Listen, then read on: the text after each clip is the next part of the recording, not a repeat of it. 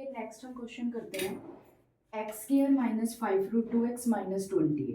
अब इसको देखें तो हम मल्टीप्लाई करके यहाँ पे 1 है और यहाँ पे माइनस 28 है, यानी मल्टीप्लाई करके मुझे क्या चाहिए, माइनस का 28 चाहिए, और ऐड सब्ट्रैक्ट करके मुझे क्या चाहिए, 5√2। अब अगर मैं 28 के फैक्टर्स बनाऊँ, 7 4 जा 28, 14 2 जा 28, तो उससे मुझे ये नहीं पता लगेगा कि सेंटर वाला क्या आएगा। तो जब सेंटर में रूट में टर्म पड़ी होती है तो हम सेंटर के विद रिस्पेक्ट टू ही काम करते हैं, यानी जैसे 5√2 है तो 5√2 के ऐसे फैक्टर्स बनाएंगे कि जिनको ऐड या सब्ट्रैक्ट करके 5√2 में लिख सकते हैं और मल्टीप्लाई करके 28 लिख सकते हैं। ठीक है, तो अगर हम सोचें कि ऐसे कौन से फैक्टर हैं जिनको मल्टीप्लाई करके 28 आएगा और ऐड सब्ट्रैक्ट करके 5√2 आएगा, तो वो हमारे पास बनेगा 7√2 और 2√2। अगर इसको देखें तो 7 2 जा कितना हो जाएगा, 14, और √2 2, यानी 14 2 जा 28, और 7 में से 2 गया कितना बचेगा, 5 बचेगा। अगर यहाँ पे नेगेटिव का साइन है तो बड़ी टर्म के साथ नेगेटिव लगाना पड़ेगा और छोटी टर्म के साथ पॉजिटिव। तो इसके फैक्टर्स क्या बनेंगे, X square minus 7√2x plus 2√2x minus 28 equal to 0। तो अपने सेंटर की विद रिस्पेक्ट टू चेक करनी है। एक्स कॉमन लिया 7√2, इन दोनों में से क्या कॉमन ले सकते हैं, तो 2 कॉमन ले सकते हैं, और √2 भी कॉमन लेना पड़ेगा क्योंकि मुझे यही फैक्टर सेम बनाना होता है। यहाँ पे x का कोफिशिएंट 1 है तो पूरे को ही कॉमन लेना पड़ेगा, तो अंदर यही सेम बन जाएगा, चेक करके देख भी सकते हो।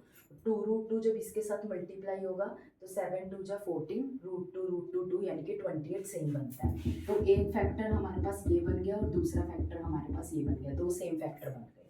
ठीक है, सिमिलरली हम 6th वाला क्वेश्चन उठाते हैं। 6th वाले क्वेश्चन के अंदर मल्टीप्लाई करके क्या चाहिए, 15 6 90 चाहिए, माइनस का 90 प्लस का 90 वो हम साइन बाद में देख लेंगे, और ऐड सब्ट्रैक्ट करके क्या चाहिए, 7√3 चाहिए। अब ऐसे कौन से फैक्टर्स होते हैं जिनको ऐड या सब्ट्रैक्ट करके 7√3 बनता है। आप 7 के क्रॉस देख लो, 10 में से 3 गया कितना बचेगा, 7, साथ में √3 भी लगा दो। ठीक है, 10 में से 3 गया 7 बचा, √3 तो आएगा ही, और इनको मल्टीप्लाई करके 90 भी बनता है, 10 3 जा 30, √3 3 यानी कि 90। तो इसके क्या फैक्टर बनेंगे, माइनस का साइन है तो बड़ी टर्म के साथ माइनस का साइन आएगा, छोटी टर्म के साथ प्लस का आएगा, -15 इक्वल टू 0। इन दोनों में से एक तो हमारे पास 2 कॉमन आ सकता है, x कॉमन आ सकता है, 2 3 जा 6, 5 √3। इन दोनों में से 3 कॉमन आ सकता है, √3 कॉमन ले लेते हैं ताकि अंदर 3x बने और ये 5√3 बनेगा। आप इसको सोल्व करके भी देख सकते हो, 5√3 इंटू √3 15 ही होता है। तो एक फैक्टर हमारे पास 3x माइनस 5√3 बच गया, और दूसरा फैक्टर हमारे पास 2x प्लस √3 बच गया।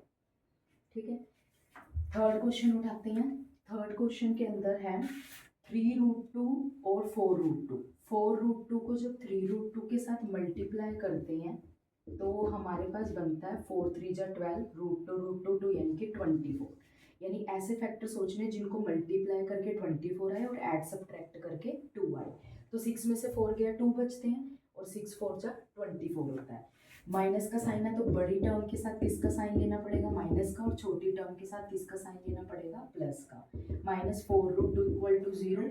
इन दोनों में से 3 कॉमन लेंगे तो अंदर बचेगा, यहाँ पे एक्स स्क्वायर है, x भी कॉमन ले लो, √2x माइनस 3 2 जा 6 प्लस, इन दोनों में से कॉमन लेंगे 4, 3 कॉमन लिया है तो इन दोनों में से 4 कॉमन लेंगे तो अंदर बचेगा x माइनस √2। ठीक है, तो ये सेम नहीं बन रहे फैक्टर, तो यानी कि इसमें से मुझे एक √2 और भी कॉमन लेना पड़ेगा, यानी x माइनस √2। अब फैक्टर बिल्कुल सेम बनेंगे, ये और ये फैक्टर एक बार लिखेंगे और बचा हुआ फैक्टर एक बार लिखेंगे।